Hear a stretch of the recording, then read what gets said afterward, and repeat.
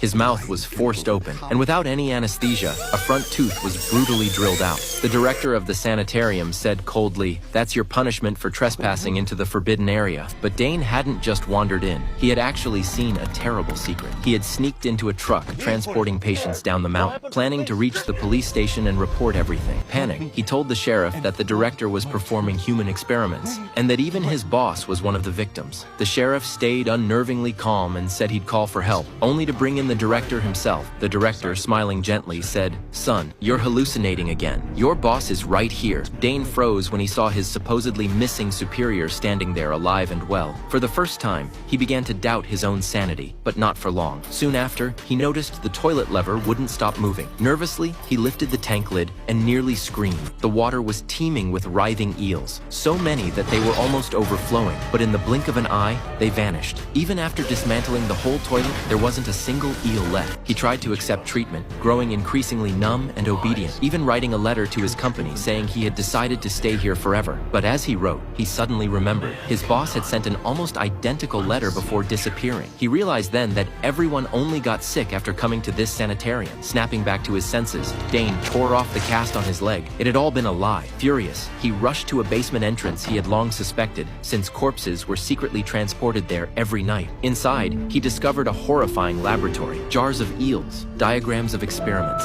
even a human skin mask hanging on the wall. Above it was a portrait of a countess who looked exactly like Mia. Could Mia be the Baron's descendant? Near an eel tank, he found several desiccated corpses, clearly awaiting disposal in the pool. He stormed into the main hall and shouted to the other patients, "Wake up, you're not sick. He's killing you." But their minds were too far gone. They surrounded him, dragging him away. In the infusion room, Dane saw what was really in the IV bags, live eels. The director explained calmly that the eels in this mountain's water could live 30 times longer than normal, thanks to the spring's unique properties. However, the water was also toxic to humans. To counter that, he filtered it through the human body itself, purifying it, then extracting the resulting serum as an elixir of immortality. He injected Dane with the mixture of water and eels. Instead of dying, Dane became completely brainwashed, obedient to every command. Mia, who had once believed Dane would help her escape, was now broken with despair. She returned to him the small doll he had given her, a symbol of hope. That night, the director announced that because Mia had reached womanhood, he would marry her. Their wedding night would begin soon. But just then,